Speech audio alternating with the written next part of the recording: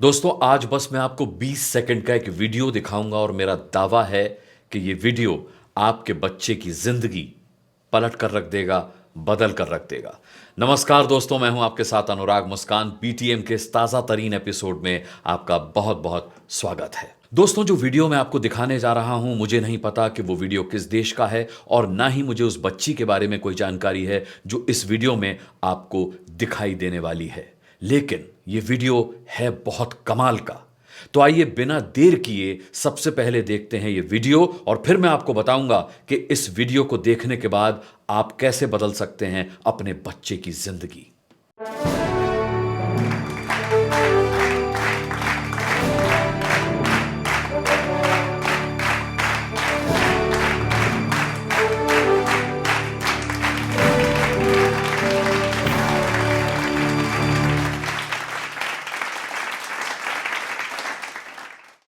दोस्तों, देखा आपने ये वीडियो? ये कमाल का वीडियो।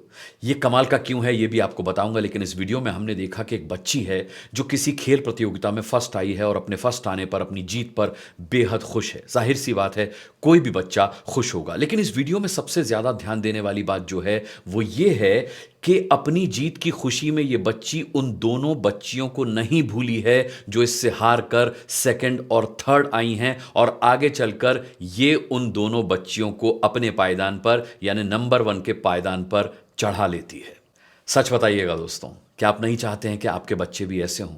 अगर आपका बेटा हो तो वो भी ऐसा हो, अगर आपकी बेटी हो तो वो भी इतनी ही प्यारी हो, उन बच्चों में भी ऐसी ही खेल भावना हो। अगर है तो ये बहुत अच्छी बात है, लेकिन सच बताऊं तो मैंने बहुत कम बच्चों में इस तरीके की खेल भावना देखी है। और इसकी वजह क्या है पता है दोस्तों? इसकी वजह यह है कि हमने अपने बच्चों में, उनके दिलो दिमाग में सिर्फ जीतने का जज्बा डाला है, सिर्फ जीतने का, जबकि हमको इनके अंदर लड़कर जीतने का जज्बा डालना चाहिए था। और ये जो मैं लड़कर बोल रहा हूं, इसका मतलब डिशुम डिशुम डिशुम डिशुम वाली लड़ाई नहीं है। किसी भी प्रतियोगिता में लड़ने का मतलब होता है मुकाबला करना।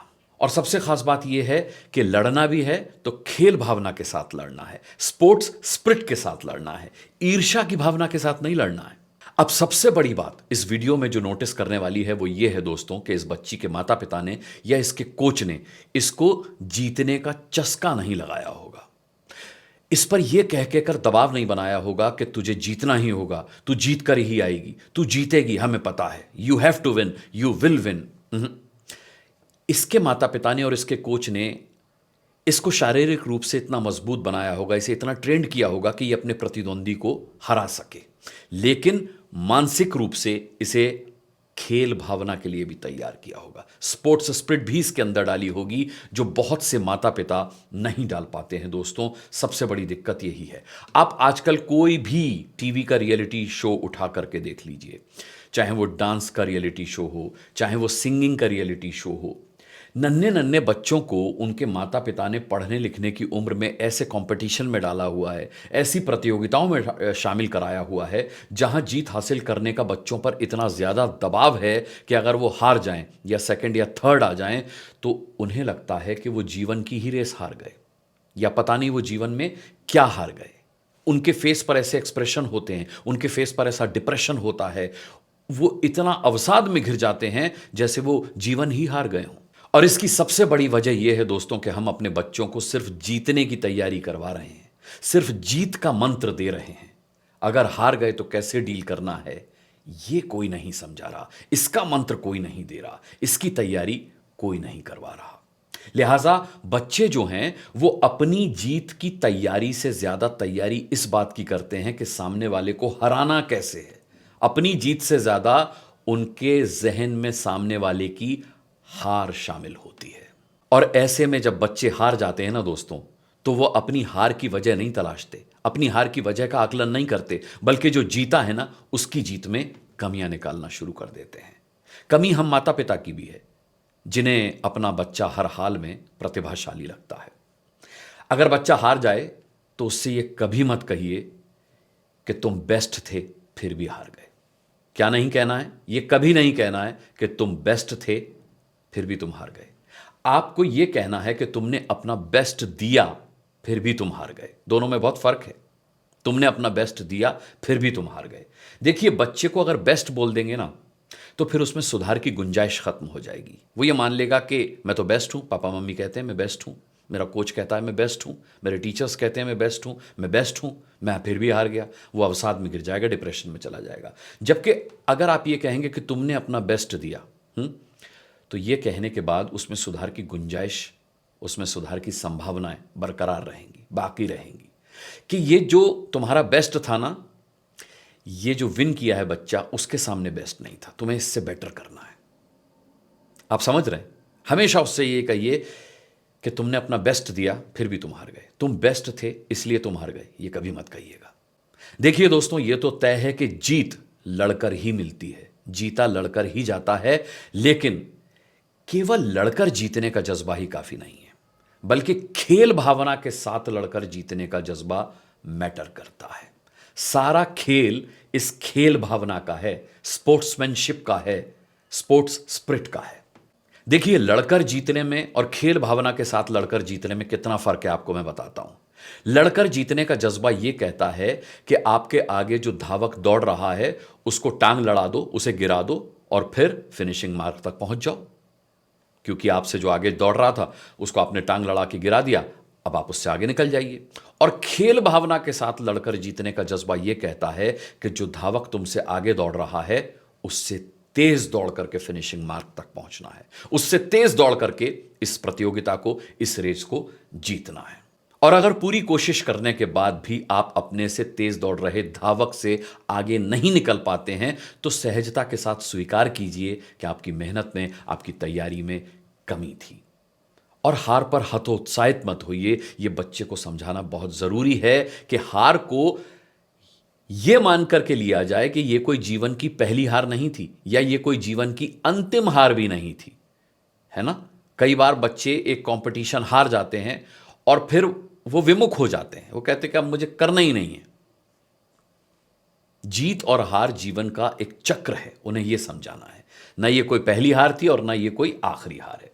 जैसे इस वीडियो को आप फिर से देखेंगे तो आप पाएंगे कि जो बाकी दो बच्चियां हैं ना, जो सेकंड आई है बच्ची और जो थर्ड आई है बच्ची, वो फर्स्ट आने वाली बच्ची से कम खुश नहीं है, बल्कि उतनी ही खुश हैं जितने की फर्स्ट आने वाली बच्ची खुश है। ये नोटिस करने वाली बात है कि जो बच्चा हार गया, जो बच्चा सेकंड आया या जो बच्चा थर्ड आया, उसके चेहरे पर अवसाद नहीं है, उसके चेहरे पर अफसोस नहीं है। वो जानते हैं कि हमारी तैयारी में कमी थी और अगली बार हम और तैयारी करेंगे, मेहनत से आएंगे और फिर हम पहले पायदान पर हक के साथ खड़े होंगे।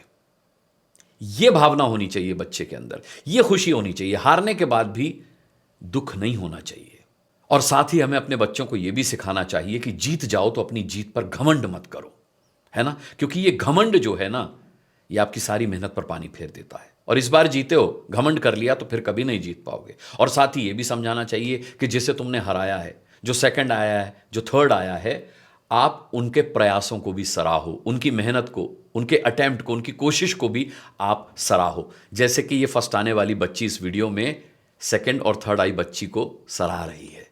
ये कैसे उन्हें मोटिवेट कर रही है, कैसे उन्हें अपने पायदान पर, पहले नंबर के, नंबर 1 के पायदान पर लेकर खड़ी हो रही है। दोस्तों, जिन बच्चों में स्पोर्ट्समैनशिप होती है ना, स्पोर्ट्स स्पिरिट होती है, खेल भावना के साथ जो प्रतियोगिता में हिस्सा लेते हैं, वो बच्चे ये अच्छी तरह से जानते हैं कि कितने भी पार्टिसिपेंट क्यों ना हो, कितने भी प्रतियोगी क्यों ना हो, लेकिन जीत केवल एक ही को हासिल होनी है, कोई एक ही जीतेगा। और न केवल उन्हें ये पता होगा, बल्कि वो इसके लिए तैयार भी होंगे। अपने आप को शारीरिक और मानसिक रूप से वो जीत और हार दोनों के लिए बराबर से तैयार कर पाएंगे। इसीलिए कह रहा हूं कि बच्चों पर सिर्फ जीतने का प्रेशर क्रिएट मत कीजिए, जीत कर आना है वाला दबाव उनके ऊपर मत ला दिए, क्योंकि यह दबाव उन्हें शारीरिक रूप से और मानसिक रूप से, दोनों रूप से बेहद वीक कर देता है, बहुत कमजोर बना देता है। यह दबाव उन्हें बहुत प्रभावित करता है। आप अगर उन बच्चों के अंदर सिर्फ खेल भावना के साथ लड़ने का जज्बा डाल देंगे ना, तो जीत तो वो खुद ब खुद जाएंगे। मेरा दावा है, गारंटी दे रहा हूं, जीत वो बच्चे खुद जाएंगे। आपको सिर्फ उनके अंदर स्पोर्ट्समैनशिप डालनी है, स्पोर्ट्स स्पिरिट डालनी है, खेल भावना डालनी है, खेलने की स्वस्थ परंपरा डालनी है। और दोस्तों, अगर आप अपने बच्चों के साथ ऐसा कर पाते हैं तो वाकई आप बधाई के पात्र हैं, लेकिन इस वीडियो को ज़्यादा से ज़्यादा शेयर कीजिएगा, जिससे इस सीख की, इस चर्चा की जिन माँ बाप को ज़रूरत है उन तक ये चर्चा पहुंच जाए। इस बच्ची का वीडियो दोस्तों इतना प्यारा है कि चलते चलते इस वीडियो को एक बार फिर से देख लेते हैं। पीटीएम के अगले एपिसोड में बहुत जल्द मिलते हैं, तब तक के लिए अपना बहुत बहुत ख्याल रखिएगा। मुझे इस एपिसोड में इजाज़त दीजिए। नमस्कार।